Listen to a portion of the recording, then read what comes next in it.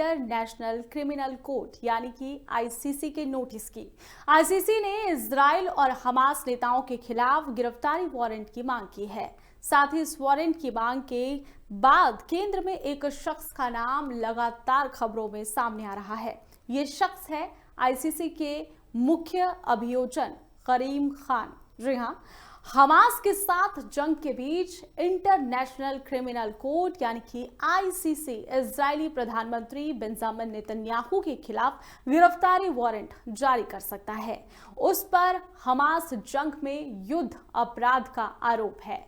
ICC के chief prosecutor करीम खान ने court में नेतन्याहू और इजराइल के रक्षा मंत्री के खिलाफ अरेस्ट वारंट की मांग की है। साथ ही करीम खान ने कहा है कि नेतन्याहू और इजराइल के रक्षा मंत्री पर आरोप है कि उन्होंने जानबूझकर इजरायली सेना को फिलिस्तीनी नागरिकों को टारगेट करने का आदेश दिया है।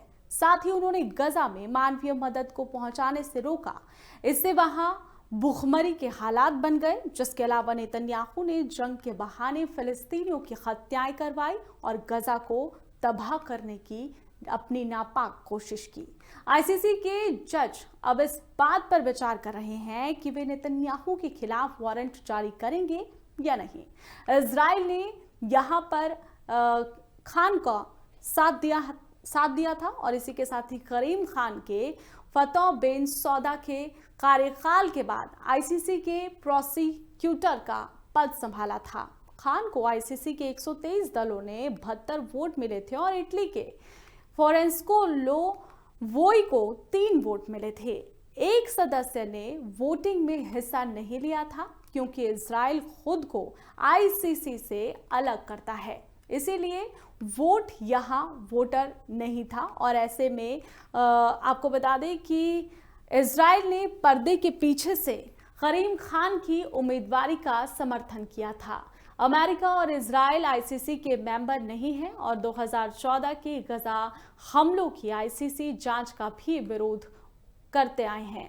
ये जांच आईसीसी की पिछली प्रोसिक्यूटर बतो बेनसौदा ने नेतृत्व में की जा रही थी और उनका कार्यकाल खत्म होने के बाद इजराइल के पर्दे के पीछे से करीम खान को समर्थन करने की वजह से भी यही यहाँ पर वजह जो है वो सामने आई थी। लेकिन अब करीम खान ने भी फतह बिन सौदा जैसा ही कदम उठा लिया है। करीम खान ने इजराइल के शीर्ष राजनीतिक नेतृत्व और हमास के 3 नेताओं पर जनसंहार के मामले में आरोप लगाए हैं, तो उनकी तीखी प्रतिक्रिया इजराइल ने अमेरिका तक सुनाई दे रही है। इजराइल से अमेरिका तक जो है वो एक ही गूंज सुनाई दे रही है। इजरायली पीएम बेंजामिन नेतन्याहू ने करीम खान को आधुनिक दौर से सबसे बदतर यहूदी विरोधियों में से एक बताया है। जनसंहार मामले में करीम खान के वारंट की मांग को नेतन्याहू ने दुनिया में यहूदियों के खिलाफ फैलती नफरती आग पर तेल छिड़कने वाली हरकत कहा है। हमास के नेताओं पर भी लगाए गए कई आरोप करीम खान ने नेतन्याहू और इजराइल के रक्षा मंत्री ही नहीं बल्कि हमास के भी 2 नेताओं की गिरफ्तारी की मांग की है। आखिरकार खान चाहते क्या है? खान ने हमास पर युद्ध बंधकों के साथ रेप, बच्चों और ओवैसी के खिलाफ बर्बरता जैसे आरोप लगाए हैं। हमास नेताओं ने करीम खान की मांग के बारे में कहा है कि वो कथित यहाँ पर कातिल और पीड़ित को एक बराबर रख रहे हैं। ऐसे में सवाल ये उठता है कि करीम खान आखिर है कौन और वो क्यों इजराइल हमास दोनों के निशाने पर आ गए हैं। ग्राफिक्स के जरिए इसे समझने की कोशिश करेंगे। कौन है करीम खान? दरअसल 54 साल के करीम खान स्कॉटलैंड के एडिनबर्ग से है और ऐसे में अहमदिया मुस्लिम समुदाय से वो ताल्लुक रखते हैं। साथ ही करीम खान मूल रूप से पाकिस्तान से है। ये खबर सामने आई है कि वो पाकिस्तान से ताल्लुक रखते हैं, उनकी जड़ें पाकिस्तान से जुड़ी है। साथ ही अहमदिया मुस्लिम उत्पीड़न का सामना कर रहे हैं। इसी वजह से खान की दिलचस्पी मानव अधिकार की ओर बढ़ी है।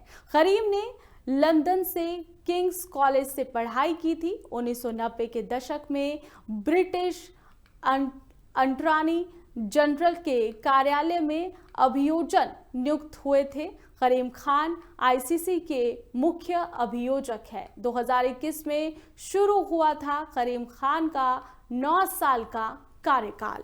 ऐसे में अब उन्होंने कही ये बड़ी बातें, वो आपको बताएंगे कि उन्होंने क्या कुछ कहा था। किस केस में अभियुक्त कर बचाव करने में मुझे कोई फर्क महसूस नहीं होता, ये उनका बयान सामने आया था। करीम खान का ये रवैया इस हफ्ते तक भी देखने को मिला है, जब वो दुनिया के सबसे विवादित केस में से एक में अपनी कानूनी भाषा के सहारे हमास और इजराइल दोनों को घेरते नजर आए और उसमें सफल भी रहे। कुछ लोगों के लिए करीम खान यहाँ पर जुझारू करिश्माई है और कुछ लोगों के लिए वो थोड़े अहंकारी है। करीम खान ने यहाँ पर अमेरिका, ब्रिटिश और इसी के साथ ही ब्रिटेन के सहयोगी इजराइल के प्रधानमंत्री को उन नेताओं की लिस्ट के करीब जा छोड़ा है जिसमें उन लोगों के नाम है जिसकी आलोचना ये देश सालों से करते आया है। फिर चाहे रूस के राष्ट्रपति व्लादिमीर पुतिन हो या फिर लीबिया के तानाशाह कर्नल गद्दाफी हो या फिर युगांडा के जोसेफ कोनी। इसे ऐसे समझिए कि जिससे आप नफरत करते हो या उसकी बुराई करते हो और कोई आपको भी वैसा ही बता दे कि आप भी उसके जैसे ही है। करीम खान को धमकियां मिल रही है और साथ ही आईसीसी ने करीम खान से जो यहाँ पर किया है उसी का ये नतीजा है कि उन्हें धमकियों का सामना भी अब करना पड़ रहा है। अब आईसीसी के जजों पर जो है ये बात निर्भर करती है कि करीम खान के दिए गए सबूतों के आधार पर वो ये तय करे कि गिरफ्तारी वारंट जारी करना चाहिए या नहीं। देखिए, यहाँ पर बड़ी बात यह है कि करीम खान की जड़ें पाकिस्तान से जुड़ी है, जिसका जिक्र मैंने पहले ग्राफिक्स के जरिए भी आपको समझाते हुए किया था। करीम का जन्म स्कॉटलैंड में 30 मार्च 1970 में हुआ था। करीम के पिता पाकिस्तान से थे और मां ब्रितानी नागरिक है। बहुत छोटी सी उम्र से ही करीम मानव अधिकारों से जुड़े कानून के प्रति यहाँ पर झुकाव रखते थे। उनका लगाव था ऐसी बातों से और ऐसा इसीलिए भी था क्योंकि करीम अहमदिया समुदाय से आते हैं। अहमदिया मुसलमानों के उत्पीड़न झेलने की एक अलग कहानी है और इसी कारण करीम ने यहाँ पर वॉलेंटियर की तरह मानव अधिकारों के लिए काम किया था।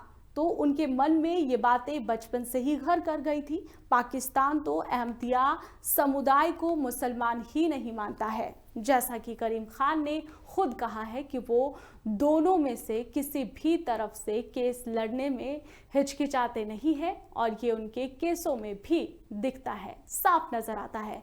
करीम ने कई विवादित हस्तियों की तरफ से भी केस लड़े हैं और उन्हें बचाने की कोशिश भी की है।